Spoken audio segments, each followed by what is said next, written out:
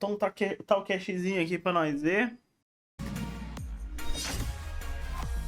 Quem são as feras hoje? Belz e Sami Maestro. Mais um Talkcast dessa Caralho. semana. Estamos na segunda Trouxeram a alta cúpula aqui. na fase de grupos, quase entrando aí na etapa final, onde a gente vai para os playoffs. Mas uma das coisas que a gente está vendo no ano de 2025 é a chegada de novos jogadores. Mano, teve um superchat que eu não li. Você acha que a gestão da PEN é superior à gestora dos outros orgs? Qual a sua opinião ou visão sobre o trabalho do Pada Thomas? O trabalho é muito bom, velho. Senão a PEN não estaria onde tá. É que eu sei que os vices da PEN marcam, né? Mas o fato de tu tá sempre lá é remarkable. É difícil tá sempre lá. Então o fato deles terem se mantido competitivo desde então é muito bom, velho. Óbvio, confiaram no trabalho do Cheiro, deram apoio pra ele, suporte, tudo que ele precisava, né? E aí conseguem trabalhar muito bem fora também. Novos talentos, seja aí o Mago, a Red Kennedy, ou o Tatu na Fúria, ou o elenco quase que completo do Flux W7M. E o papo de hoje, guys, é pra tentar quebrar um pouquinho dessa mística, talvez algumas narrativas aí, quem sabe, de, poxa, jovens talentos, o espaço que eles têm no nosso cenário competitivo. E tô aqui com 3 técnicos de 3 times que estão legal, jovens talentos. por isso. Primeiramente, bem-vindo aí, Belz, como é que você tá? Tranquilo, melhor agora, na sua presença, Takeshi. Sami, você também é um prazer aí, primeira vez que a gente tá trocando uma ideia. Como é que você tá, meu querido? Tô bem, graças a Deus. É um prazer estar aqui, poder passar um pouquinho do que a gente vive lá para a comunidade e acho muito importante. E você, meu mano, que você tá meio sumido, né, maestro? Você não tá mais lá na frontline, fazendo draft, não sei o quê. O que você tá arrumando da vida agora e também como é que você tá? Sumidaço, né, mano? Sumidaço. Então. Queria mandar um oi aí pra galera de casa que faz tempo que eu não vejo também. E mandar um oi pra todo mundo aqui. Cara, agora basicamente eu passei pra função mais backstage ainda, né? Que é lá na Fúria de General Manager. Então tô fazendo ali o cartola ali, né? O cara que faz os contratos ali, né? E chama, monta os projetos da Fúria. Então não tô mais no front igual a galera aí tomando porrada, né? Mas são outros tipos de serviço aí que a gente E faz. tá melhor a vida agora? Não tá tendo no front, tomando porrada? Se bem que também o time agora do jeito que tá, não tá tomando porrada a ninguém não, né? Não tá, né? Mas assim, eu não invejo não a posição deles que eles estão aí tomando porrada aí, ainda mais com a molecada jovem aí. Não é fácil não, segurar a barra, mano. É isso aí, guys. E assim, uma das coisas, Bel, já começar contigo, velho. O competitivo não é um mar de rosas, né, mano? Não é uma coisa fácil de ser feito. E às vezes o trabalho duro, Belzi, não é o suficiente, né? Às vezes não recompensa o trabalho duro. Por exemplo, Makes, Levizinho, o próprio Drake Hero, Piloto. A gente teve também o Leandrin, né? Que chegou assustando todo mundo. Cavalo. Cara, nenhum desses nomes hoje, por exemplo, tá no Tier 1. E uma coisa que eu tenho certeza, mano, é que não faltou trabalho duro. Acho que vocês eram, inclusive, um dos times mais regrados, de tudo assim. O que você sente que pode ter faltado para uma leva de jogadores que já se passaram? Por exemplo, agora o seu último time. O que você sente que falta, às vezes, o trabalho duro não ser transferido 100% para um stage, Belzi? New Enemy mandou R$3. Ó, New Enemy. Pensei em colocar o Gigo no Fantasy, mas ele é safado. Vai flipar por desrespeitar os molecas. Pensei nisso também. Mas talvez contra o Fluxo ele flipe e dê certo, entendeu? Pode ter esse mundo. Sobre a relação trabalho duro da coisa, ou quanto o jogador Aumenta a qualidade. Tá ruim mesmo a qualidade. se aplica ou não, ou ele é obrigado a aplicar, dependendo do caso, né? Mas entra muito numa situação que a gente tem academy, jogadores base já há algum tempo aqui no Brasil, né? E entra numa situação onde a gente não tem como esperar, e essa é a grande realidade que às vezes as pessoas não entendem, ou que seja, que nem todo jogador vai ser elite. E, na verdade, a maior parte deles não vai ser elite. E talvez até eles tenham uma consciência dentro deles que isso não vai acontecer, porque essa é simplesmente a realidade. Porque você sabe, em pouco tempo, o que aquele jogador vai apresentar ou deixar de apresentar com base em próprias soluções que ele tenta ter dentro do jogo, como que ele tenta ter. Isso como indivíduo, não como um time. Você não espera que um jogador novo vai chegar coordenando um time de todo mundo e tá tudo bem. Mas o ponto principal é esse, é justamente trabalho duro, etc. Ele faz com que você, como um jogador que talvez não seja elite, você pelo menos tenha uma linha de raciocínio para acontecer, que é onde bate na hora de ganhar, você vai conseguir lidar com aquela situação. E não necessariamente isso vai fazer você ir para um outro time, ou uma situação melhor, ou que você vá ter aquele curto espaço de tempo que vai te levar para enfim, para um próprio Tier 1, igual você levantou, né? Então, acho que o ponto principal é sobre isso. Muitas vezes não é sobre o trabalho duro, mas isso é sobre competição de modo geral. Não necessariamente o trabalho duro vai te recompensar de fato, mas sim você é esperado trabalhar duro por estar, né, em alto desempenho. Então, as coisas estão ali juntas, mas não necessariamente uma vai refletir na outra nesse sentido. Né? E, Maestro, uma das coisas da Fúria também... Cara, vocês começaram com uma Super Fúria, né? Ainda quando você estava ali na frontline. Você tinha Gold, Envy, Redbert... Frases duras, mas realistas. É verdade. Tuno, FNB também, né? Um período ali na Fúria. E, cara, mudou muito. E você participou desse projeto inteiro. O que vocês viram? Em que momento que vocês viram, assim, de que... Pô, a gente tem um elenco de medalhões, vamos mudar. O que estava dando errado? O que você sentiu de que era hora de mudar um pouco essa chave? Era um problema, sei lá, de orçamento? O que foi, mais que vocês detectaram essa mudança necessária na organização da Fúria? Então, quando eu vim pra Fúria, a gente teve uma ideia de chegar com um projeto bastante bom já, né? A Fúria já estava no LoL há um tempo, mas já estava meio ali tomando porrada só, né? E a gente quis fazer um projeto realmente com atletas nos quais eu confiava também na época, que a gente já tinha confiança. Então, na época, eu trouxe o Redbert e o Envy, que eram de confiança pessoal minha já da NTZ de muito tempo, que a gente foi campeão junto. E a gente foi montando com as melhores peças. O Netuno acabou sendo da Super Fúria, mas ele era novato na época, né? Ele tinha surgido há pouco tempo também, então ele foi um dos novatos da line. E a gente tinha o Ranger e o FNB também, que foram excelentes jogadores ali naquela época. Eram, acho que, sei lá, os top 1 ali, quase os top 1 das funções. Eu acho que o momento do que a gente começou a ficar preocupado... mandou R$4.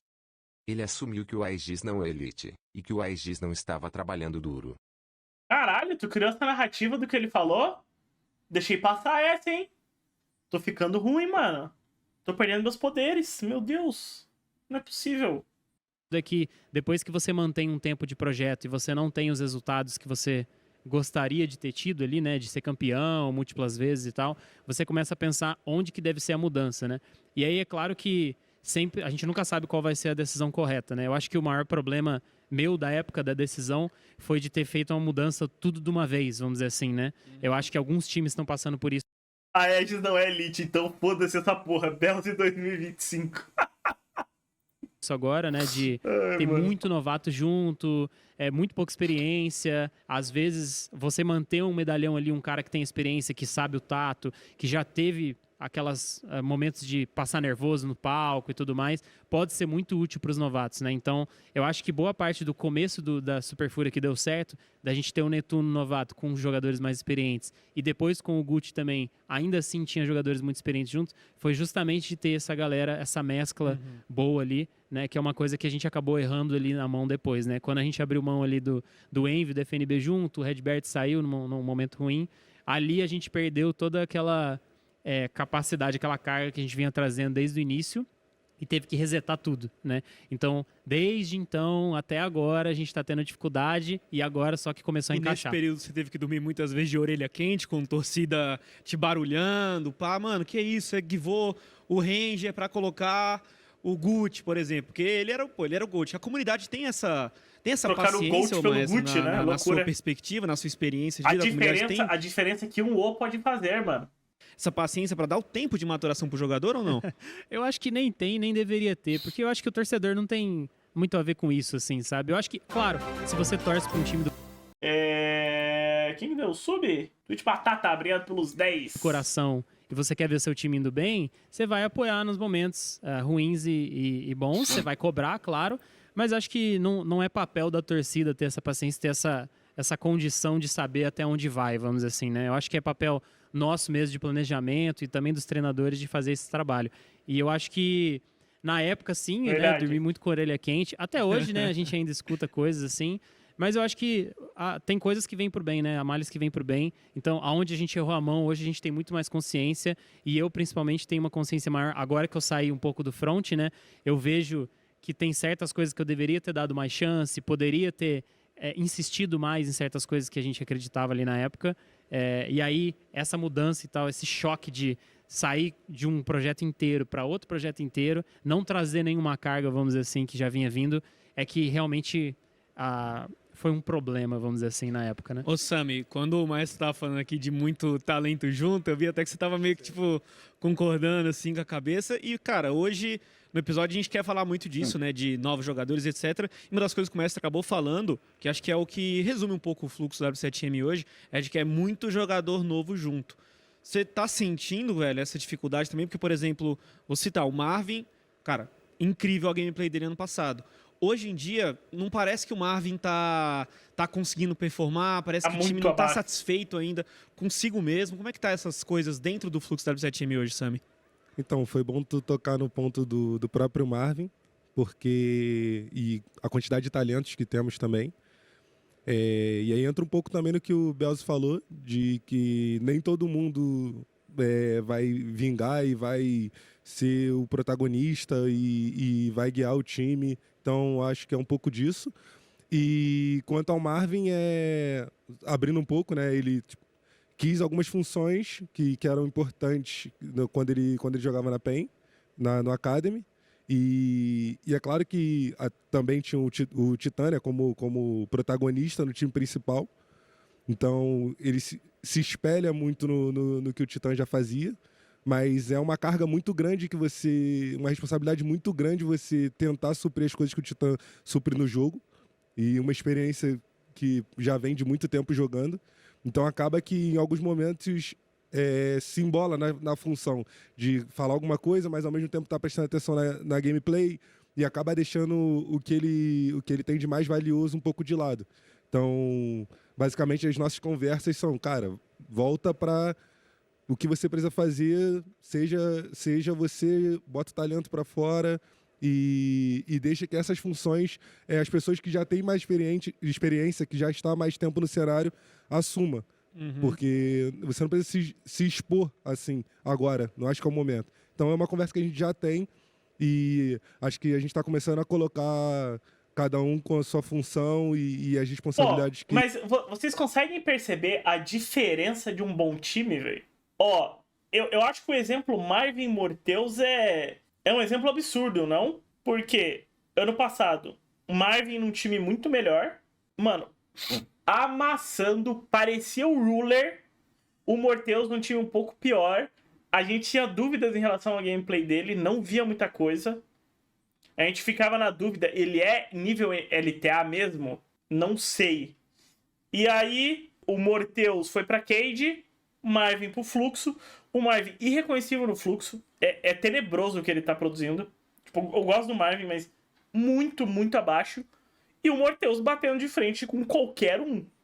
Até agora o Morteus não tomou um outclass absurdo assim pra ninguém. Óbvio, ele teve jogos que ele foi pior que os outros caras. Mas em qualquer série ele se mantém no jogo. Lembrando do Micão, né? O Micão falou, cara, eu acho o Morteus melhor que o Marvin. E a gente falando, sei não. E o próprio Sil bancou o Morteus, né? Que a gente também se perguntou, pô, será que o Morteus da LTA ele não mostra no Academy? Então vocês veem como tem muita coisa de time, com quem tu tá jogando em volta.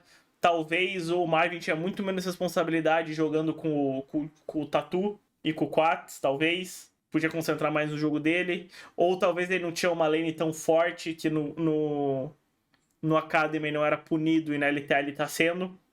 O próprio Micão falava que a lane do Morteus era bem melhor que a do Marvin. Tá aí, o Marvin tem tido lanes boas. O Marvin não tem tancado a lane phase, né? Óbvio. Aí vai falar, mas um tem o Trimby. Sim. E no Academy o suporte do Marvin, que era o Giggs, era muito melhor que o... Quem era o suporte dele? New Enemy mandou 3 reais. Quem que era o suporte do... O Marvin está para o Tatu assim como tu está era o para Telas, revolta. né? Não, pare com essa narrativa aí. O Telas, então tiver, tipo... Mas o Trimmer no primeiro split era o pior sup que já veio pra cá. Cara, provavelmente tu pode falar isso na live de qualquer pessoa, menos da minha, tá? Menos da minha. E que cada um precisa ter dentro do time. Mas, ô Sammy, você falou uma aspas aí, né? De jogadores que estão... Não, o jogo 3 lá... O jogo 3, sim. O jogo 3 do Titã amassou o Morteus. O jogo 2 na matchup era muito difícil, mas o Morteus ficou bem. Mas... baseado no que eu esperava de Titã contra o Morteus me surpreendeu. Esse é o ponto. Ele jogou bem também contra o Ayu. Então, tipo, ele me surpreendeu, entendeu? Eu tava esperando muito menos o Morteus do que ele tá entregando. Ele é o melhor AD da região? Não, longe disso. Mas é o primeiro split dele. mais experientes há mais tempo no cenário. Quem que é essa pessoa hoje no time do Flux W7M que talvez tenha que tapar esses buracos que o Marvin tentou cobrir, mas que não deu certo o suficiente? Porque é mais ou menos isso o que eu consigo interpretar do que você está falando. Quem que é essa pessoa hoje no Fluxo? Porque vocês estão com essa lineup bem jovem demais, assim, no elenco de hoje. Sim, a gente trouxe o Ganks, que é um cara bem vocal, acho que dá pra ver na comunicação ele que é o que cala grande Não parte dá do pra jogo. entender nada que ele fala. Mas a gente ainda tinha um problema que a comunicação ela não se desenvolvia. Então, era uma call, uma resposta imediata e a play. E não outras pessoas também alimentando. Então, o Fuk já é um cara que já estava jogando CBLOL, que já tem mais experiência, então ele está suprindo mais essa comunicação. O próprio Giggs, que não é um cara muito vocal, então ele está começando a desenvolver mais isso, porque ele está sentindo que o time precisa. Então, essas funções precisam acontecer para que o Marvin, no momento que ele precise jogar, ele só esteja preocupado com dar dano e conseguir executar bem as lutas. Ô Belzi, mas teve um cara que, acho que vocês dois, inclusive, passaram por parte desse trabalho, né, de deixar ele pronto, e ficou pronto, talvez rápido demais, que é o Brence. Tinha alguma coisa que vocês viram no Brence logo de cara, lá em 2022? Pra quem não sabe, o Sami era treinador dele no Academy pela Loud, o Belzi estava na Loud principal. Ele era um cara mais incomodado em algum sentido? O que vocês viram nele pra, tipo, trazer tão rápido? Porque você falou pra gente mais cedo. Pô, não é todo mundo que vai vingar, mas o Brence vingou, tipo, rápido demais. O que vocês viram no Brence que foi tão claro assim pra trazer ele pro lado de vocês? Acho que primeiro a relação Campeonato Academy e Campeonato CBLOL, muita gente não gosta de levantar esse ponto, mas a realidade é que são campeonatos completamente diferentes. Você não pode levantar que, por exemplo, de maneira nenhuma é para eu atacar o Marvin, por exemplo, mas o fato dele ter performado no Academy no passado, até mesmo, né, ganhou Américas e tal, claro, muito mérito do que foi feito, mas não é o mesmo campeonato, essa é a realidade, é um campeonato completamente diferente, e eu não estou falando simplesmente do formato, mas sim de como as peças jogam. Você pode levantar isso de qualquer campeonato Tier 1, Tier 2, a própria LCK e a ACL que existe, né? O Diablo que está jogando, você vê como eram os jogos dele, e ele tinha desempenhos ali, mas é diferente como o campeonato jogado. O que significa? Significa que é um jogo completamente diferente? Não, mas como as pessoas reagem dentro desse jogo, como um indivíduo reage dentro desse jogo, como ele defende certas coisas dentro do jogo, é diferente. Porque você vai subindo certas peças que deveriam defender certas coisas, aonde quando soluções no Tier 2 não são essas individuais. Muitas vezes é tipo, tá tudo bem que vá, tá tudo bem fazer isso, tá tudo bem fazer aquilo, e a realidade é que não tá tudo bem, a gente sabe que não tá tudo bem, né? Só não tá sendo punido, às Só vezes. não tá sendo punido, exatamente. E a partir do momento em que isso acontece, aí que começa a gerar certos problemas menores, né? O jogador quer suprir de um jeito, quer suprir de outro jeito, e ele é tão novato que realmente você precisa falar assim, mano, tá tudo bem, sabe? Tá tudo bem você errar, é sobre você tentar ser o melhor que você pode ser aqui. E o caso do Brance, ele não foi campeão no Academy, né? Ele não chegou a ser campeão no Academy. Acho que a Loud ficou o quê? Sami quarto, quinto lugar? Foi, acho que quase tudo era, tipo, semifinal, assim, tipo, ali. Mas nunca foi sobre ganhar. Então, acho que o ponto principal do Academy, que muitas pessoas não levam em consideração, é que ele não é um campeonato para você ganhar de fato. O Academy acabou, não né? Não tenha mérito ganhar, não que não tenha... É lógico que é legal ganhar, estamos ali para ganhar, mas a ideia é você performar como indivíduo. E não é, sei lá, você ser protagonista, fazer um monte de besteira, não sei se eu posso falar palavrão. Fala o que você para isso, mas a ideia é como ele performa dentro daquilo, né? O que ele vai fazer para performar dentro daquilo. E acho que o Brance era um caso disso. Ele não ganhou, mas ele fazia as coisas que ele queria fazer de fato, ele defendia o que ele gostaria de defender, ele se impunha fora de jogo para tentar fazer aquilo acontecer, e isso refletia muito no campeonato, né? Ele aparecia, às vezes ele aparecia até com uma narrativa de tentar ser super-herói demais, né? Ele tentava fazer muito na época, e pode ser que seja para suprir, enfim, o psicológico dele daí vai estar com ele nesse sentido, mas isso se refletia, por exemplo, treinos internos, etc. Isso já era visto, né? E, enfim, os próprios jogadores viram aquilo, gostaram do que ele apresentava. Obviamente, sempre existe aquele receio de, cara, tipo, vou trazer um moleque do Academy, tipo, num projeto que é para ganhar, será que é agora, será que não é agora? E sempre vai ter isso.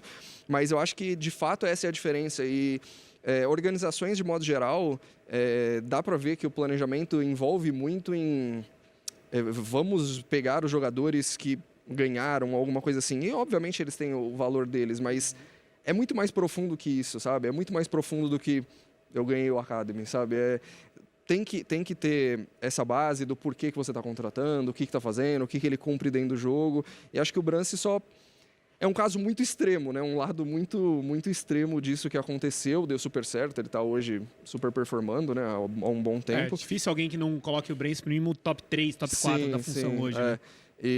Mas é justamente esse o ponto, é sobre a gente conseguir ver o que está acontecendo e não sobre quem está ganhando o Academy. Obviamente, a gente vê hoje que o top 1, 2 da nossa, não é mais Academy, né? Do nosso circuito desafiante, são Academies, basicamente, né? É a Red e a Cade. Mas isso não necessariamente significa que eles são melhores ou piores, por exemplo, do que a própria Luz, ou né, Kabum, etc. Blá, blá. Mas que alguma coisa dentro do projeto faz eles ganharem e os outros não, pelo menos hoje. E pode ser que seja inúmeras coisas, mas não necessariamente eles vão estar ou não aptos para subir. E esse que é o grande desafio de você como organização, e não só falar, pô, eles ganharam, vamos subir todo mundo e foda-se. É que esse negócio tem muito no futebol, né, velho? Por exemplo, tinha uns anos que vai lá um time da base e ganha. Aí beleza, aí ganha o campeonato de base. E aí passa 2, 3 anos e ninguém daquele time de base sobe pro profissional. Beleza, é legal ganhar o campeonato de base, é bom pra quem ganhou, mas não necessariamente tu tá formando os melhores jogadores no processo, né? Acho que esse é o ponto. A gente viu, por exemplo, a PEN ano passado, Tatu, acho que principalmente o Tatu e o Marvin se destacaram mais.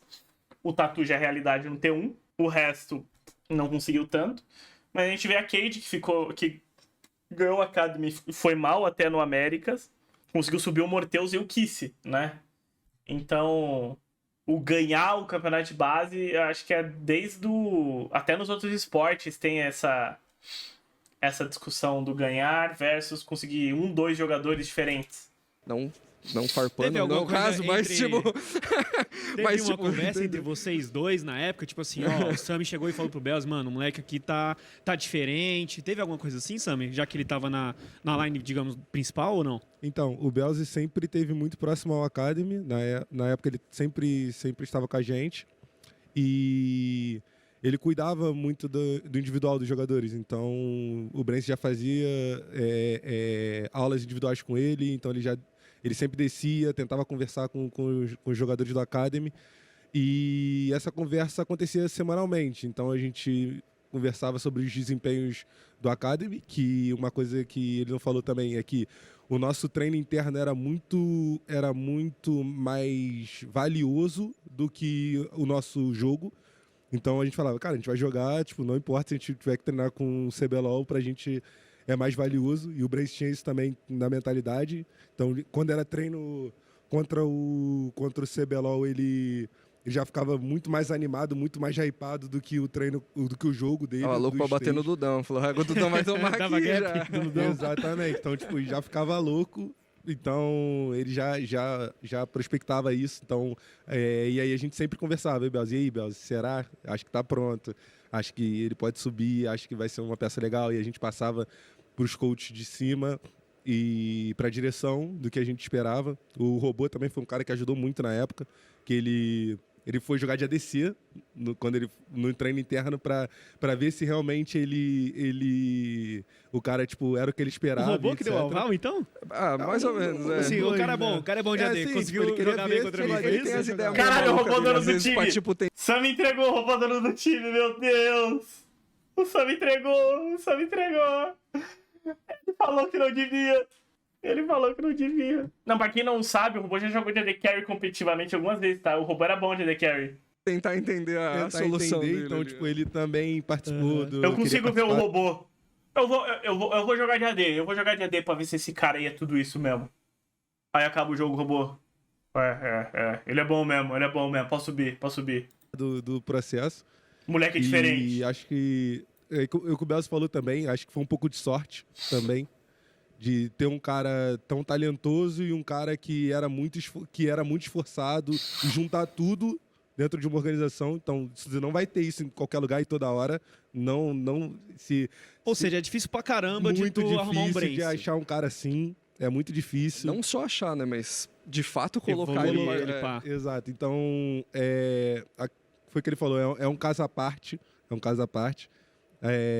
E a gente busca ter pessoas assim, procurar talentos assim e não desperdiçar e queimar, sabe? Porque é muito fácil também a gente subir e o cara não mandar bem de começo, porque não houve um processo tão bom e simplesmente descartar esse cara, não serve mais.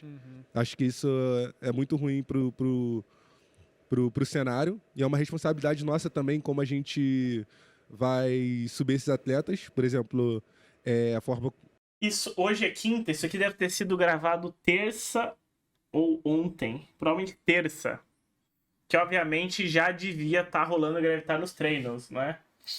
Como a gente subiu agora, tipo, jogadores estão rookies, a gente expõe muito eles também. Sim, é isso que eu vou acabar te perguntando Mas ainda. ao mesmo tempo que a gente expõe eles, a gente dá o respaldo e a gente bota a cara para dizer que a responsabilidade é toda nossa e é que a gente tomou como equipe, como organização e montar uma base para que futuramente a gente sabe que talvez os 5 não vá junto futuramente ou coisa do tipo, mas que os jogadores que a gente acreditar que realmente responder à altura vão ser jogadores que a gente vai manter por mais tempo, entendeu? Ô, maestro, até mesmo isso que eles estão falando é meio que de fazer uma manutenção mesmo, né? Vocês, encontraram o Ayu, aí vocês botaram o Ayu de suporte no começo, né? Jogando ali de Belvet de suporte, uns bagulho Ele era meio... suporte. uns bagulho meio doido. Aí, o que vocês viram, tipo, pra pegar um Ayu e, caramba, vamos botar esse cara também agora de AD Carry?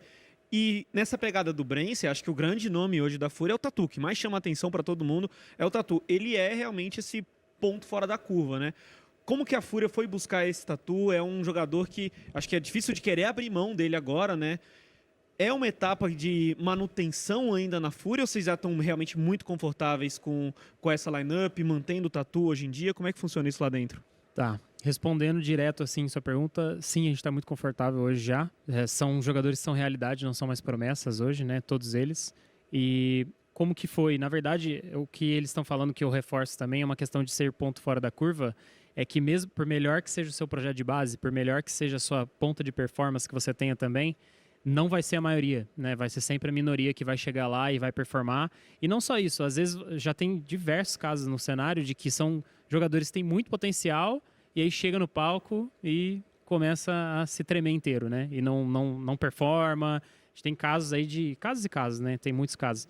Então, é difícil você arranjar alguém que tenha tudo ao mesmo tempo. A mecânica, a capacidade de receber feedback, né? A fome de dar feedback para os outros, de tipo assim, de querer vencer acima de qualquer coisa. Uma inquietude um pouco assim, né, maestro? Exatamente, né? É o que a gente chama de não só ser um bom jogador, mas ser um bom competidor, né? Então, a gente precisa desenvolver isso. Eu acho que essa é uma das coisas que a gente mais tem desenvolvido dentro da Fúria hoje, é ter bons competidores lá dentro também. Saber como o cara reage quando ele vai pro palco, como que ele reage quando ele perde. Como que ele reage quando ele chega de uma vitória? Ele vai dar uma relaxada ou não? Ele vai treinar de novo, vai treinar mais. Então hoje a gente vê um grupo da Fúria que não só tem jovens talentos bons, como também já performa muito bem no palco, como também é o time top 1 de solo kill no mundo, né? Então assim... Mas demorou. Esse teu bot side aí tava safado. O Tuts me decepcionou 2 anos seguidos. O Ayuzi invisível nos jogos. Dito isso, a avaliação da Fúria muito positiva. Que mesmo eles não performando, eles sabiam que ali ainda tinha talento. E que ali ainda ia dar algo. Acho que esse é o ponto principal, a avaliação. Enquanto a Red Kennedy tem uma avaliação muito confusa, a Fúria teve convicção. Esse cara é diferente. Vamos continuar. E quem não era diferente, rodava. Quantas vezes rodou o topside deles, né? E, obviamente, ali o Tatu foi pra... Conseguiram um bom coach, conseguiram um bom topside, o time foi. Mas a convicção deles e a avaliação deles, que aqueles 3 jogadores eram Tier S na LTA Sul, isso foi um bom trabalho da Fúria. Porque eles podiam ter trocado já há muito tempo, qualquer um dos 3 ali. Sim, a gente... Porque, apesar de todo mundo saber que eles eram muito bons, não estavam performando. Mas eles souberam onde mudar. Tá vendo uma coisa puxando a outra. Né? Isso do top 1 solo queue do mundo foi algo que partiu dos jogadores? Foi do ThinkCard? Foi da Fúria como estrutura? De onde que partiu essa busca? Porque toda hora que você subia um ranking, eu via lá alguém tweetando do próprio time da Fúria. Essa busca pelo top 1 foi algo incentivado por vocês ou partiu da própria molecada? Partiu muito mais deles do que da gente, né? Muito fácil falar hoje, né? Fazer propaganda, né? Mas a verdade é que vem muito deles, né? O que a gente teve de mérito nisso foi pegar esses jogadores, né? A gente ter esse grupo junto com a gente, de jogadores que realmente se importam com o ranking, que realmente se importam com... Não é sobre o ranking, é o ponto. É sobre o quanto ele se importa de ser um grande competidor, dele ser melhor que todo mundo, vamos dizer assim. Então, hoje, se o cara perde o top 1 lá, o outro vai lá encher o saco do coleguinha lá, ô, e esses pontos aí, irmão? Vamos parar de jogar aranha, vamos jogar solo kill? Eu quero ficar top 1, mano, você precisa de você, tá ligado? Então, essa cobrança, tem que ser saudável, óbvio, né? Mas essa cobrança, esse ambiente de ser competitivo em todos os pontos da vida é o que a gente gostaria de buscar. E nem todos vão ter isso, né? O Ayu foi um caso à parte também, porque ele era top 1 suporte e ele era top 1 ADC. Ele tinha as duas contas top 1. Bizarro, né, e ele pegou top 1 várias vezes. E a gente levou ele para a Europa, também, ele pegou top 1 em 12 dias. Né? Todo mundo queria fazer entrevista com ele lá. Então, ele também é um ponto fora da curva. E o Ayu é um caso muito clássico, muito legal, que eu gosto de falar, que é um jogador excepcional, a besta mecânica, né? Que ainda não era um grande competidor. Então a gente está transformando ele agora, tentando ajudar ele a transformar ele num grande competidor. E a vinda do Tatu e do Gigo, por exemplo, ajudaram muito nesse sentido. Os dois são excelentes competidores. O Tatu, tudo que ele mostra na câmera e tal, ele é assim mesmo, né? Ele quer as coisas para agora, ele quer fazer, ele quer funcionar, ele quer ganhar, ele quer ser campeão. E o Gigo também é um cara que fica o tempo todo pinicando o Tatu lá, vamos lá, vamos fazer, tem que ser mais bravo, tem que se falar mais e tal. Então, a gente tá tentando transformar ele também num grande competidor. Ô, Belz, e falando das coisas assim pra agora, eu acho que vocês vivem talvez um dilema hoje na Ed, vendo de fora, pelo menos. Porque vocês têm de um lado a FNB, um cara que já tá aí há bastante tempo, e vocês estão fazendo alterações, pelo menos nesse ano de 2025, na line, né? A gente teve saída do Greve, entrada do Jean, saída do Aegis, entrada do Doom, volta do Aegis e, quem sabe, a volta do Greve em algum momento. Lidar com essa frustração, talvez, de ter que ensinar um cara dentro do time, para um caso do FNB, Doom, volta do Aegis 25 na line, né? A gente teve saída do Greve, entrada do Jean, saída do Aegis, entrada do Doom, volta do Aegis e, quem sabe, a volta do Greve em algum momento. Lidar com essa frustração, talvez, de ter que ensinar um cara dentro do time, para um caso do FNB, um cara rookie ainda. Vocês estão passando por uma coisa similar a isso? Tipo, tem que tentar conversar ainda com o jogador experiente? Ó, a gente tem que ensinar pro Doom ainda. Como é que foi essa tarefa de integrar os jovens talentos? Viu a U23 do Belzi. Será que o Takeshi... O Takeshi tentou pescar aqui? Não, a gente devia saber, Ao mesmo tempo que alinhar a expectativa da FNB de talvez já querer ser campeão agora pela primeira vez. Existiu isso com a Red agora? Acho que entra muito uma relação do que a organização quer se propor, né? Os motivos que aconteceram, como aconteceu, né? Para desenrolar isso. Entrando na relação, por exemplo, do próprio FNB, obviamente ele quer ser campeão a todo momento, ele está aí um tempão tentando, né, buscar esse título que ainda não aconteceu, ainda, né, e ele vai correr super atrás. Ele tem 25 anos Mas já. São dois pontos importantes, né? O ponto número 1, a partir do momento em que se ele se frustrar pelo fato do Jean ou Doom, que seja qualquer pessoa, não ser o ideal naquele momento, se ele fizer isso, abaixar a performance dele, ele vai ter 2 trabalhos. Então, isso não significa que ele não tem que ficar, né, puto, não querer resolver a situação de maneira nenhuma, né? Mas o sentimento, com certeza, não tem que vir de frustração. E sim, o próprio Mais levantou de como ele vai resolver isso, como ele vai resolver isso ativamente, não como ele vai se reprimir naquela situação e falar, foda-se essa porra aqui, não quero mais, então, né, esse não tem que ser o sentimento dele, né? Então, entrando nesse caso todo, o ponto principal é que ele seja o top que ele sempre foi, indiferente do jungle, indiferente do mid, indiferente do que seja, que vai estar em torno dele. Porque, inclusive, é uma conversa que a gente teve justamente...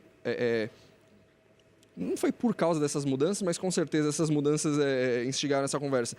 Mas é assim, mudou de line, você tem que ser o FNB ainda. Você mudou de time, você tem que ser o FNB ainda. E o que significa? a lane que ele tem, que ponto positivo, ou o jogo que ele costuma fazer, ou o teamfight que ele costuma fazer, com os picks que ele tem, se isso ser pior por causa dos companheiros dele, obviamente pode piorar por causa de nível de jogo, do resto do time, etc. Mas ele não pode deixar de performar o melhor disso por causa dos outros. Então a base sempre tem que ser como ele está performando.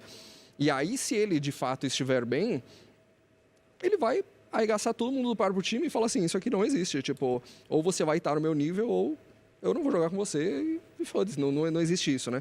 Então, a ideia é justamente como isso acontece, garantir que, indiferente da situação que está acontecendo, ele vai ser o melhor dentro daquele momento e garantir que os outros também vão estar... Eu acho que a FNB talvez tenha algumas habilidades de liderança, mas eu tenho a impressão que ele não consegue exercer, velho. Essa é a minha impressão de fora. Eu não conheço a FNB, mas... ele lançou o foda-se, mano. E foda-se nessa porra. Né? Naquela fome de chegar ali, garantir que isso vai acontecer, garantir que... Quando eu vejo comunicação, né? Se eu fosse coach do FNB, eu iria provavelmente, velho, trabalhar com ele a comunicação. Porque eu sinto que... minha impressão, tá? Isso aqui é totalmente achismo, mas o que eu vejo quando eu assisto. A comunicação dele é muito afobada. Ele fala... quando eu vejo o FNB comunicando, eu me sinto meio ansioso. Eu acho que isso deve atacar ele também. Ele teria que trabalhar em saber passar a comunicação mais calmo, mais... tipo, conseguir ter técnicas de respiração melhor. Eu sinto que isso é algo que talvez no playoff realmente atinja muito ele. Porque, cara, toda vez que eu vejo ele comunicando, eu fico afobado vendo ele comunicar. É impossível ele não estar afobado. E aí é onde vem técnica de respiração, aprender a comunicar melhor. Eu já falei pra vocês no Valorant que eu aprendi o poder da comunicação no Valorant, né? Pra quem não sabe, né? Eu fui GL no Valorant. E no meu time tinha um grande amigo, o Pepinha, mano. Pepinha tinha uma mira cabulosa. Mano, toneladas de mira. E tipo, ele matava muito. Só que ele comunicava muito afobado, velho. Muito afobado. Tipo, tudo era comunicação Runan. Meu Deus, os caras estão dando meu bombe, os caras estão dando meu bombe. Eu vou smocar aqui, brother. E aí, tipo, a gente percebeu que ele ficava ansioso. E ele deixava o time ansioso. E ele começava a errar. E aí eu tive uma conversa com ele e tal. A gente começou a trabalhar. E aí foi trabalhando, foi falando, aqui tu deixou o time ansioso, aqui tu tem controle da comunicação. E a gente jogava em ranked e falava, mano, você tá falando muito alto, muito rápido, dá uma relaxada. E, mano, ele foi trabalhando, quando veio, tipo, a comunicação dele virou do dia pra noite, assim. Ele começou a acalmar o time, ele começou a acertar mais utilidade, nos momentos de tensão ele começou a performar melhor ainda. E, tipo, literalmente, a maneira que tu fala mudou o jogo dele. E eu acho que no LoL isso é algo... a gente não dá tanto valor à comunicação como a gente poderia dar, porque eu sinto que a comunicação, ela regula um pouco tuas emoções. Pelo menos essa foi a minha experiência do Valorant. E eu vejo muito jogador que o problema é a comunicação, mano. A própria Red Kennedy. Pô, eu vejo o FNB e o Frost comunicando e eu já tô ansioso, velho. Então eu acredito nisso, mas também acredito que isso não é um ponto muito trabalhado pelos times. Que, como que eu vou solucionar o problema de chegar no nível de alguém mais experiente? Acho que jogar Keep Talking Nobody Explode pode ajudar. Eu nunca vi esse jogo, Malte. Mas eu acredito que atividades fora do jogo podem sim te ajudar coletivamente. Né, que seja. Mas tem que ser trabalhado, Primeiro, a pessoa tem que, como se diz, ela tem que reconhecer. O caso do Pepa mesmo. O Pepa já parou de jogar, mano. O Pepa é brother também, então eu falo. Ele demorou muito pra reconhecer esse problema. E aí não tinha como trabalhar. Quando ele reconheceu e começou a trabalhar, foi muito rápido. Só que é aquilo. Tu não desativa o natural da pessoa do dia pra noite. Então, às vezes, volta. Do nada volta, às vezes vai e volta. Então, tem que ter sempre alguém ali. Guys, relaxa a comunicação. Vamos falar mais de boa. A gente tá muito afobado. Tem que ter sempre alguém ali fazendo a monitoração, entendeu? Mas é algo que dá pra trabalhar, velho. E cada um vai ter o seu jeito de garantir que ele vai chegar naquele momento. O que importa não é nem o jeito que vai acontecer, mas sim dar teu jeito, irmão, sabe? Tipo, se o ponto de individualmente você tentar entender uma teamfight é, sei lá, se assistir 1435 VODs, vambora. Se o jeito de você, sei lá, melhorar a tua lane nos seus primeiros 10 minutos é jogar um V1 e não jogar solo kill, vambora. Cada um vai ter teu jeito. Você não pode simplesmente copiar e colar no outro e esperar que isso aconteça, porque pessoas são... Quando o Kami parou, começou a fazer aulas de voo, falava que muito da comunicação que ele aprendeu usada na aviação, deixar a comunicação sem lixo. Então, tipo, se tu for estudar sobre comunicação dentro de um time, tem muitas coisas, né? Tem que falar coisa desnecessária, como tu fala, o que tu fala, a maneira correta de passar informação, a maneira correta de interpretar a informação, hierarquia de quem tem prioridade na fala, etc. Ruído de comunicação. Mas eu sinto que é algo que no Brasil não é muito secado essa parte do jogo e trabalhado. Mas eu acho que tem muito time que se beneficiaria disso. São pessoas, cada um aprende de um jeito diferente. Tem gente que, enfim, eu não vou entrar nesse mérito aqui, mas pessoas aprendem de jeitos diferentes, isso é um fato científico, não... Então, a partir do momento em que você entende isso, entende que cada um vai ter seu ponto, entende que existe uma melhora, mesmo que pequena, os jogadores vão se frustrar menos por causa disso. Obviamente, tem que existir uma manutenção da staff, da organização perante a própria torcida, porque como mais se levantou, a torcida não é obrigada a nada, a torcida é obrigada a vir aqui fazer barulho, apontar o dedo na cara dos outros, tá ligado? Gritar. Eles não são obrigados a nada. Tipo assim, pô, eu não queria que um rookie jogasse. Se a posição da organização é o rookie jogar, é isso, tá ligado? Você pode não concordar, você vai estar com a bandeira da torcida, mas... Pode protestar pode protestar, mas a partir do momento que você tem aquela narrativa... Ele tá contando, ele tá relatando um fato ou é só uma coincidência?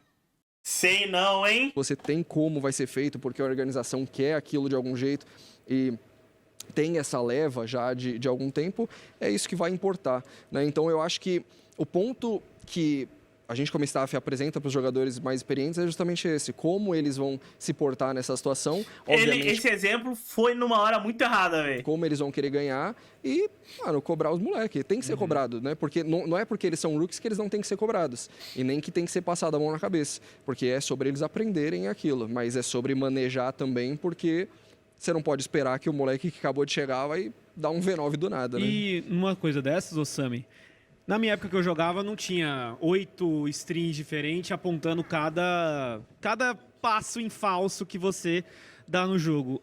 Narrativas, co-strings, casters, ex-jogadores, isso como que tá impactando o jogador que chega agora? Acaba a série, ele já vai abrir Twitter para ver o que estão falando dele, vai abrir uma co-string X para ver qual foi o comentário. Isso acontece no dia a dia com vocês? Vocês tentam blindar ele? Acho que isso vale para os três, na verdade. Vocês tentam blindar de alguma forma ou já é uma porteira que tá difícil de voltar? Eu acho que é inevitável para um jogador novo... Absorve o quê? Fez merda, vai ouvir. Entendeu? Aqui não passa nada. Narrativa. Não é narrativa, não, é verdade. Não acompanhar o que é falado dele, principalmente no ambiente que estamos hoje. Acho que tem muita voz nas co-streams para poder falar sobre, ainda mais ex-jogadores. Então... Existe um lugar com melhores críticas construtivas para um jogador do que minha stream? Não tem, mano. Não tem. Pode ouvir palavras duras, às vezes? Pode. Mas ele vai sair um jogador melhor. Isso faz com que acabe o jogo, o cara realmente queira ver o que foi falado dele, qual nota deram para ele, por exemplo. E de certa forma, eu não acho tão ruim, porque eu acho que o jogador tem que ter um pouco de brilho também. Cara, estão falando mal de mim, se não me incomoda por mim mesmo, eu não estar performando, mano, que seja porque, sei lá, os caras estão falando mal de mim pra caramba, eu não aceito isso. Eu já usei muito de motivação falarem mal de mim, velho. Quando falava mal de mim, eu jogava melhor. Era uma ótima fonte de motivação. Porra, tinha aquelas entrevistas. Quem lembra do Sem Dodge, do Melão? Aí ia lá alguém falar mal de alguém... Mano, se falasse mal de qualquer um do time, não precisava ser nem da gente. falasse mal do time ou de qualquer um do time, você é louco, fi. Ia levar.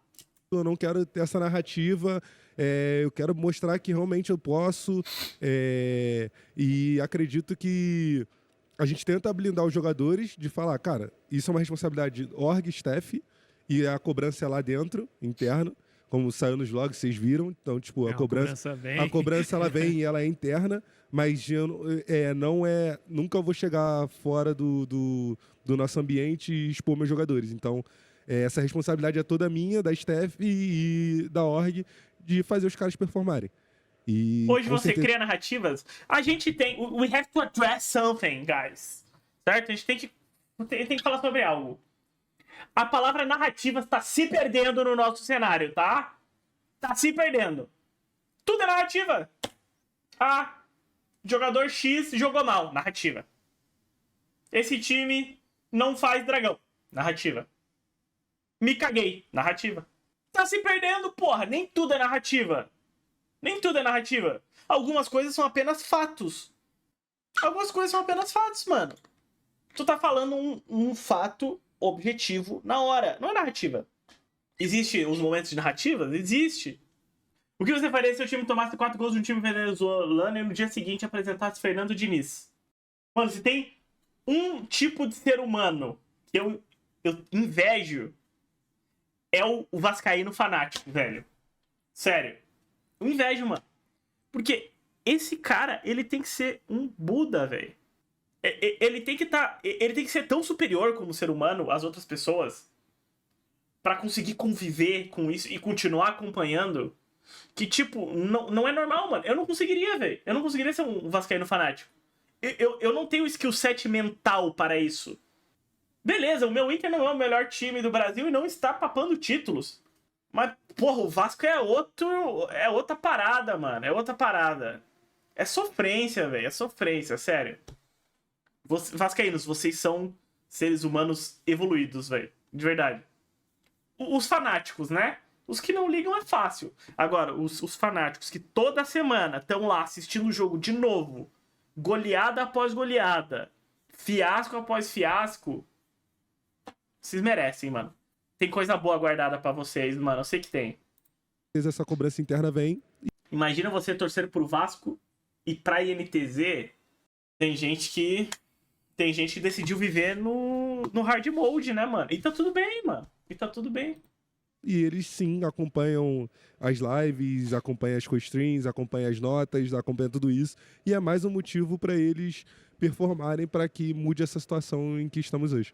Em alguma outra ocasião de vocês foi diferente? Tipo assim, falando, mano, sai do Twitter. Eu vi o FNB, tipo, ano passado, ele falando com os times, um time dele na época, né? Cara, desinstala o Twitter, vocês nem tá postando nada. Rola alguma coisa disso também, Belz? Dependendo da fase mais difícil, veta ou não? Acho que cada um vai ter o seu jeito de tentar blindar os seus jogadores, né? Tanto a organização como o staff, cada um vai ter o seu. Eu sempre prefiro eu tomar a culpa do que meus jogadores tomarem a culpa, tipo assim... Bom, eu já falei um monte de loucura já em meia câmera já, e na maior parte das vezes que isso acontece, todo mundo que me conhece sabe que eu não sou uma pessoa impulsiva, então normalmente eu faço esse tipo de coisa justamente para blindar os jogadores, e é muito mais fácil eu direcionar para mim e eu tomar a porrada do que os meus jogadores. Não pelo fato que eu vou falar, pô, eles são fracos e foda-se, alguma coisa assim, mas é muito mais simples só eu direcionar isso e meus jogadores acharem que tá tudo bem. É muito mais fácil quando acabar o jogo, quando tiver qualquer tipo de narrativa de 400 co-streams, eu virar e falar, bom, eu espero que vocês entendam que isso é para seu entretenimento. Narrativas não, fatos! Temos que matar a palavra narrativa urgentemente. Uma comédia e não, de fato, um trabalho de competição que eles estão fazendo. Porque não que eles não tenham conhecimento, muitas vezes, do que está acontecendo, mas muitas das vezes existem inúmeros comentários que vão ser muito mais pelo entretenimento do que pela melhora individual do jogador, por assim dizer. Isso é nítido, claro. E eles têm que aprender a lidar com isso. Não as co-streams que têm que parar de fazer. As co-streams fazem um trabalho que, de novo, lógico, entretenimento. É isso, tem que acontecer. A comunidade roda em torno disso. O trabalho, e de novo, o trabalho da co-stream também não é passar a mão na cabeça dos jogadores. Isso simplesmente não existe. O jogador fez merda, ele toma. Se ele jogou bem, ele, né? Então, a partir do momento em que ele entende isso, é a parte mais difícil, é mais fácil de lidar. E, honestamente, a relação Twitter, desinstala o Twitter, faz não sei o que, blá, blá, eu apoio só pelo fato que Eu acho eu não sou válido. fã de rede social. Eu não gosto de rede social de Eu modo acho geral. válido. Eu não acho muito produtivo scrollar Twitter, scrollar...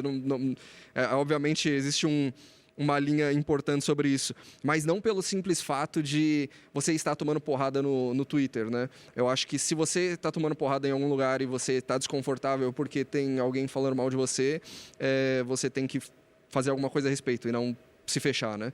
Eu acho que esse que é o ponto principal sobre. E aí, de novo, cabe toda a organização, etc. Como manejar isso do melhor jeito possível, como fazer eles entenderem que, sei lá, o Twitter existe e tá tudo bem, como a gente vai usar isso a nosso favor, as coisas a nosso favor, e não simplesmente fingir que não existe e existir no nosso mundo, porque essa não é a realidade, né? Não só nosso esporte eletrônico, mas esporte tradicional também. Isso simplesmente existe. As pessoas assistem, elas comentam, e ou você tá apto a escutar isso, ou desiste, tá ligado? Ou giva, né? Giva de vez. Ô, maestro, agora entrando em um outro assunto, assim, quando o jogador chega, mano, geralmente, sei lá, o cara que joga de Jungle, ele não quer jogar de Maokai, ele não quer jogar de Seju. O cara quer jogar de Viego, pô. O cara que joga de AD também não quer jogar de Ashe, quer jogar de Kai'Sa, quer puxar play. Como é que é o papel de convencer o cara de que ele tem que jogar de Ashe naquela situação, por mais que ele não goste? O cara chega com muita dopamina, quer solar, ele vem de solo kill. É uma tarefa muito, muito difícil. Na minha época, eu sempre tentava deixar o déficit legal pra mim, porque eu queria jogar na side, eu queria estompar. Até que fui ser convencido, já tinha andado aí uns 3, 4 anos de carreira. Como é que se faz para se acelerar esse processo do cara entender a função dele naquele jogo? É uma tarefa difícil, não é? Como é que funciona?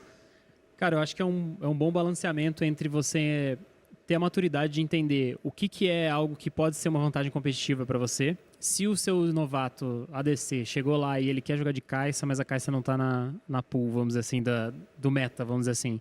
Mas ele é tão diferente, ele faz coisas tão diferentes naquele âmbito, que ele vai ganhar o jogo para você, aí você tá falando de uma vantagem competitiva, né? E aí você tem que explicar isso para o jogador, né? Tipo, ó, você tem essa vantagem competitiva. Vou dar um exemplo do Pyke do Zai lá na época lá, né? Sim, sim. Ele tem uma vantagem competitiva por ele ser muito bom com o campeão, ter um domínio diferente dos limites do campeão, né? Então, toda vez que ele tinha acesso a isso, ele poderia e deveria usar isso, né?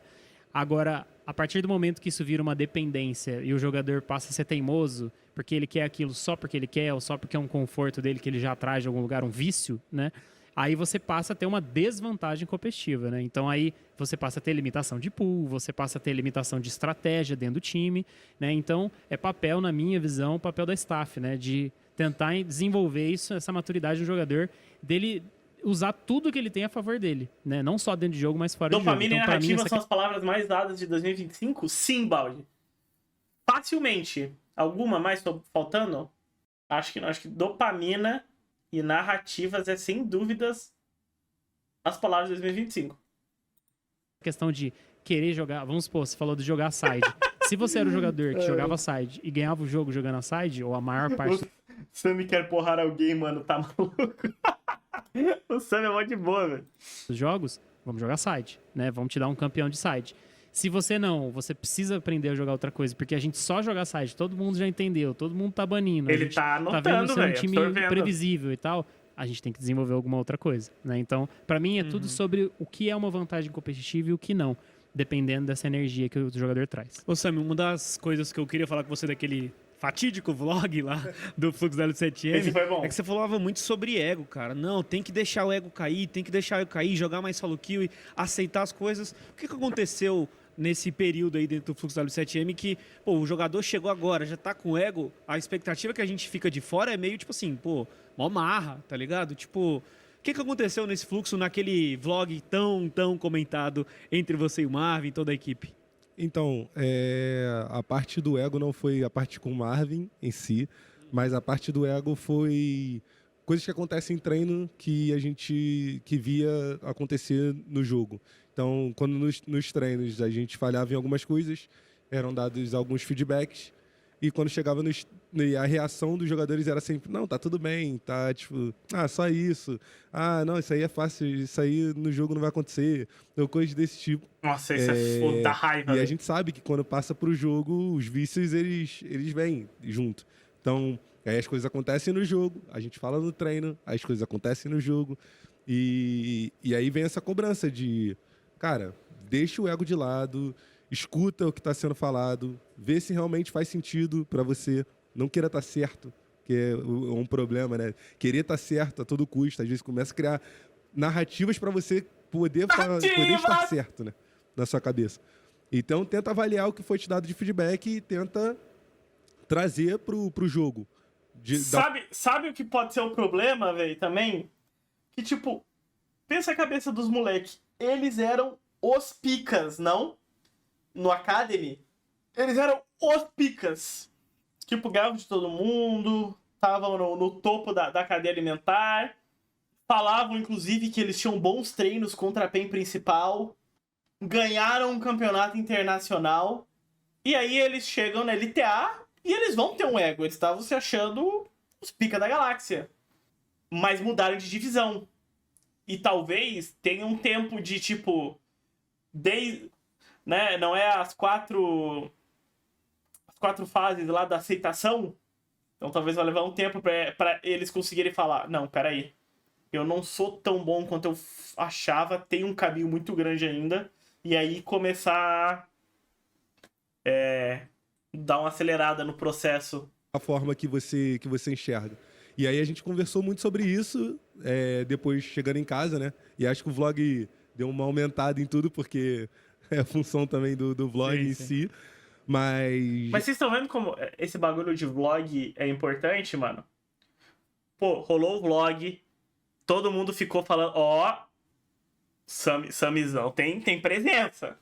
Aí o Sami vai disso por um talkcast, começa a aparecer. Eu te digo que ele já deu um up na carreira dele aqui só essa semana, velho. Só um vlog e um talkcast.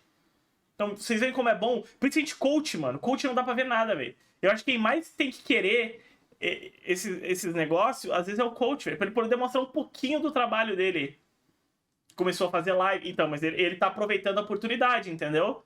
O vlog ali, pô, todo mundo reagiu, os co-streamers e tal. Aí ele abre uma live, começa a falar com a comunidade, começa a aparecer num programa. E aí, tipo, pô, tem o Sami, guys. Ah, time X tá precisando de um coach. Todo mundo lembra do Sami. E pode falar, não, mas o pessoal que trabalha vai saber? Não. Ajuda também as outras pessoas a verem. Pô, ali ele já mostrou presença, mano. Mostrou autoridade. O jogador falou pra ele torto, já voltou de... Opa, peraí. O cara, não sei o quanto ele sabe do jogo, mas se precisar se impor, entendeu? E, tipo, ele não se impôs sendo um escroto. Foi só, mano, body language ali. Como é que é? Muito bom, velho.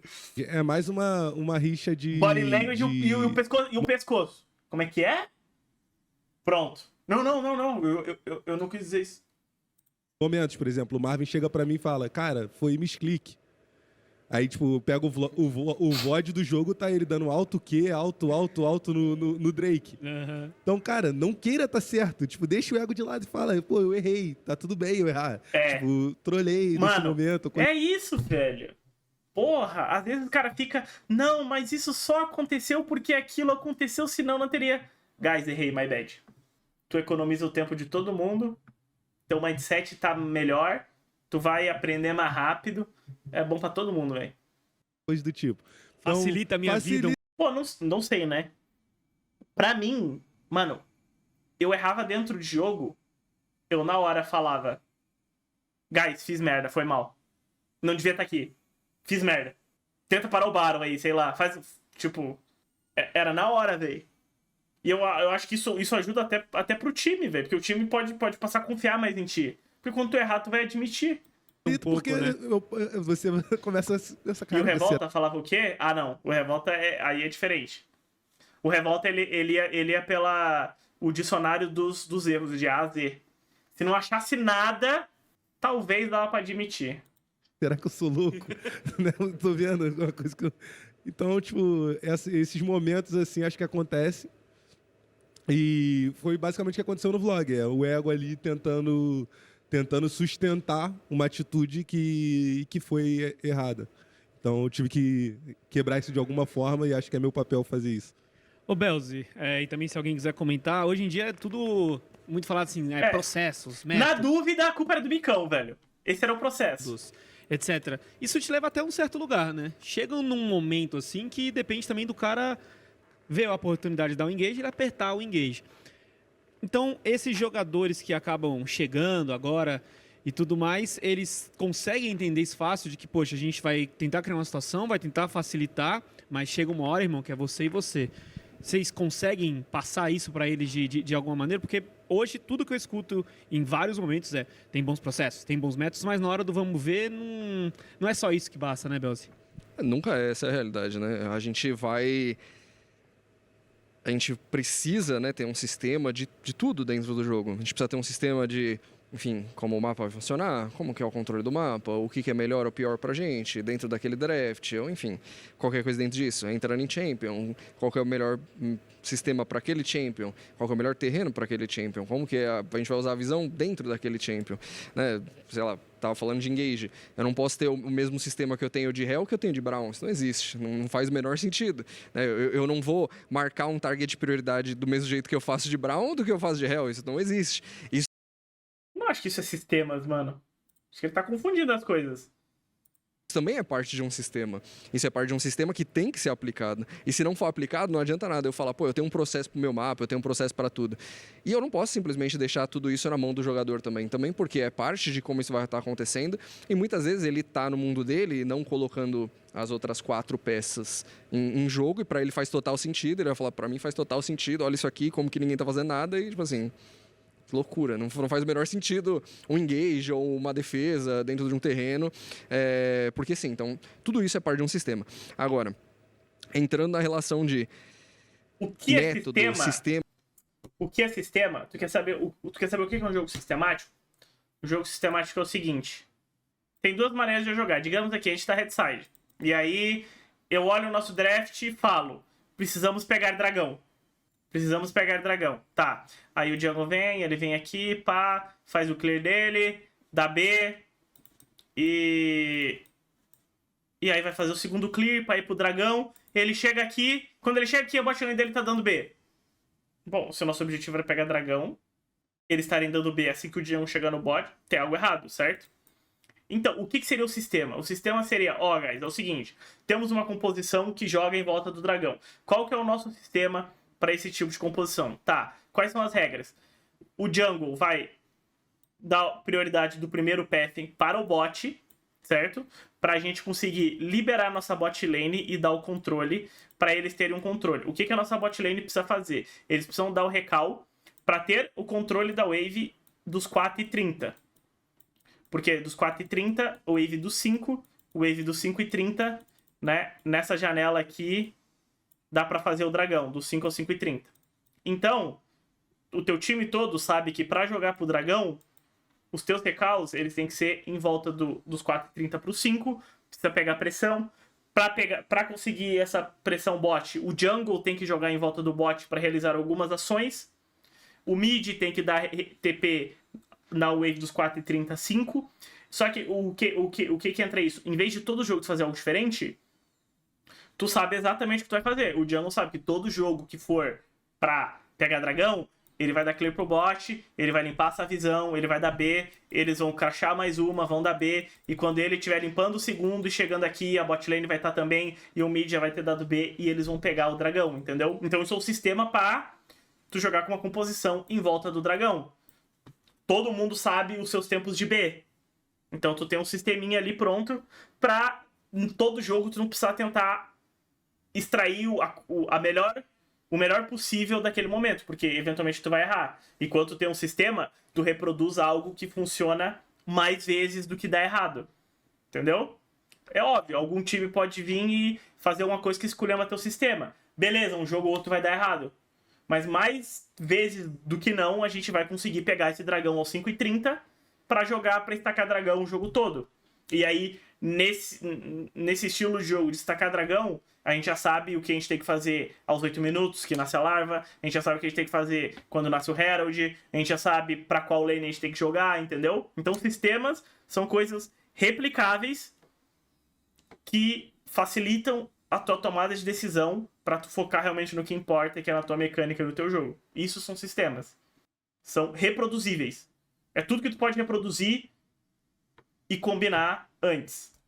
E o teu sistema, ele dá suporte pro teu plano de jogo.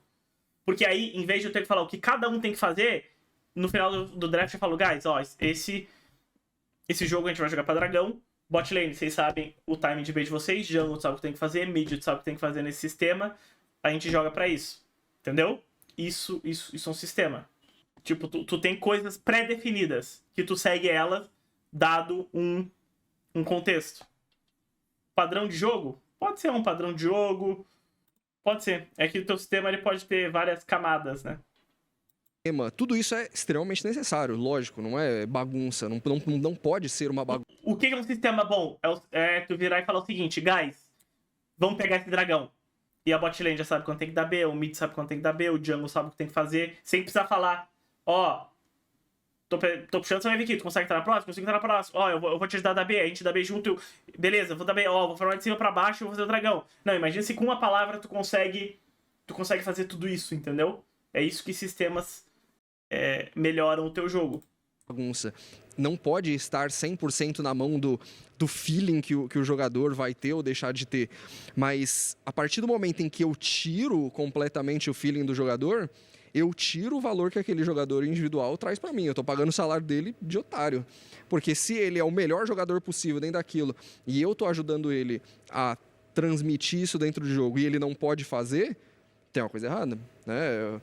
A gente tem inúmeros casos aqui, o Gigo da Fúria, que sempre faz as coisas, ele tem os momentos de delírio dele, mas ele sempre traz coisas positivas pro time, né? No nosso caso, mesma coisa, ou a própria bot lane, que tem excelentes momentos e do nada, às vezes, dá uns delírios, enfim, tem inúmeros casos, né, dentro do cenário que isso traz. Mas como que eu posso potencializar isso dentro do jogo para fazer com que ele seja o melhor possível, não só para ele, mas para os outros? Lembrando, sistemas não é necessariamente o melhor para todos os times, né? Tem estilos de jogadores e estilos. Então, o método, o sistema, sim, ele traz até certo ponto. Até mesmo como ele vai utilizar aquele champion é até certo ponto. Existe um grande mundo onde por exemplo, no futebol, brilha... não tem sistema defensivo? Também é um sistema, como tu marca, não tem lá... Tem time que marca por zona, tem time que marca individual, e aí tem as perseguições, e quando o lateral sobe, o zagueiro fica, e quando o zagueiro sobe com a bola, o lateral tem que cobrir.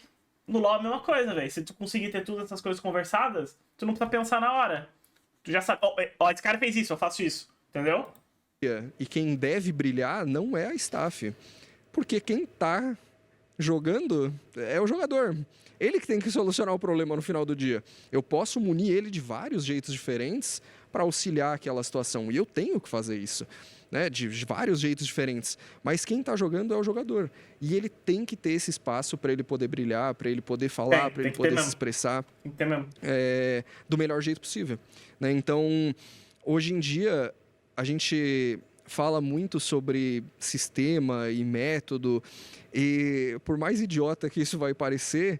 muito idiota, na verdade, a gente esquece da magia da parada, tá ligado? Tipo, teve uma entrevista que eu vi, aleatória, do Ronaldinho Gaúcho. Perguntaram pra ele, pô, tu assiste futebol? E ele, tipo, pô, não, parei de assistir e tal, não sei o quê. Falou, por quê? Falou, pô, é muito sistema, é muita coisa. Tipo assim, não tem beleza na parada, tá ligado? É lógico, a gente tá indo pra dois extremos nesse sentido. Beleza vai fazer artes, amigão. Competição é pra ganhar.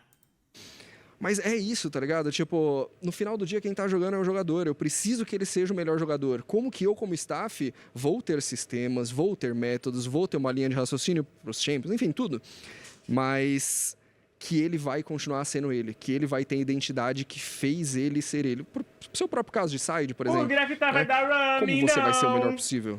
E como você vai poder cumprir outras coisas. Eu não posso tirar isso de você. Se eu tirar isso de você, você não é mais você. Então é um trabalho...